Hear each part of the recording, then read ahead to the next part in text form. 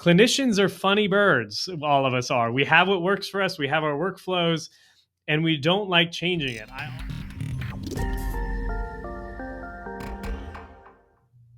So, what are some common obstacles or barriers that hinder adoption of new technologies or solutions by healthcare providers? I used to joke, and I still do joke about this a lot. Being a former manager, I do own a clinic myself and deal with this a lot. And now helping healthcare technologies with market penetration and business development.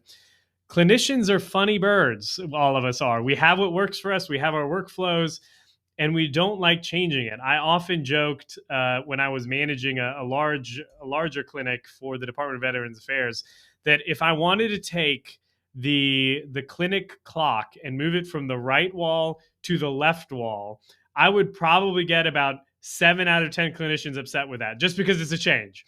And that's probably the most common barrier or obstacle, is that it's kind of understandable. We as humans are very resistant to change. We like what is familiar.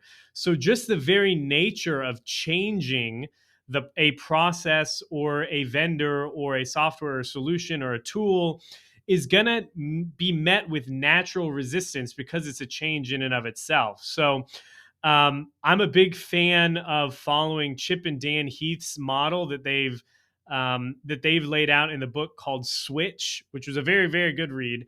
But they talk about like creating a clear path, a very clear path for the user or the new user or the adopter to integrate that whatever change or process implementation within their workflow, finding bright spots within the organization, which might be like, okay, which clinician really saw the value in this new software solution and is utilizing it maybe much more than their peers or their colleagues. Let's hone in on what in particular they did or they liked, or what maybe a messaging that was conveyed to them that made them want to utilize the service more. So those are two very big things that I would consider. Looking at how do you make a clear pathway, and then how, once you are beginning to implement it in the organization, look for those bright spots and try to replicate that, almost reverse engineer your way to success.